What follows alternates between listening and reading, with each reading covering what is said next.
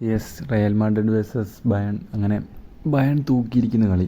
എനിക്കൊരു ചെറിയൊരു ഇതുണ്ടായിരുന്നു, ബയൺ എടുക്കുമെന്നല്ല, കളി ജയിക്കുമെന്ന്. പക്ഷേ കിടിലൊരു കളി കാണാൻ സാധിച്ചു. അതെന്തായാലും എടുത്ത് പറയേണ്ട ഒരു കാര്യം തന്നെയാണ്.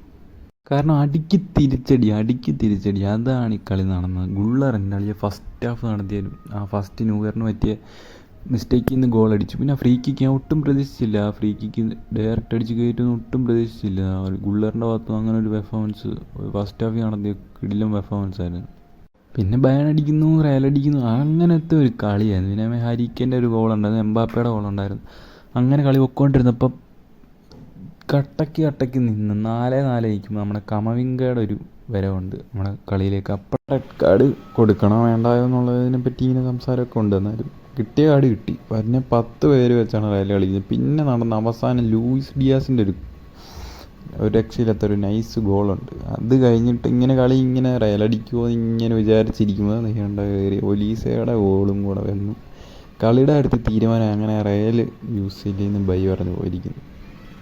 PSG versus Liverpool. 2 ലെഗിൽ കൂടെ ഒരു ഗോൾ പോലും സ്കോർ ചെയ്യാൻ ലിവർപൂളിനെ കൊണ്ട് സാധിച്ചില്ലെന്നുള്ളതാണ് ഏറ്റവും വലിയൊരു എന്താ പറയുക സങ്കടവും വിഷമവും എല്ലാം വരുന്നൊരു. കാരണം ലിവർപൂളിൻ്റെ ഭാഗത്തുനിന്ന് ഒരു ഗോൾ പോലും വരുന്നില്ല. PSG 4 ഗോൾ അടിക്കുന്നു 2 കളിയിൽ കൂടെ. 2 ഗോൾ വെച്ച് ലാസ്റ്റ് കളി ഡെമ്പലെ 2 ഗോൾ അടിക്കുന്നു. അങ്ങനെ ലിവർപൂളിൻ്റെ ഭാഗത്തുനിന്ന് നമ്മൾ പ്രതീക്ഷിക്കുന്ന ഒരു പെർഫോമൻസ് അതൊന്നും അവർക്ക് സ്കോർ ചെയ്യാനൊന്നും സാധിച്ചിട്ടില്ല 2 കളിയിൽ കൂടെ. അതാണ് പിന്നെ അതൊരു പ്രശ്നമാണ്.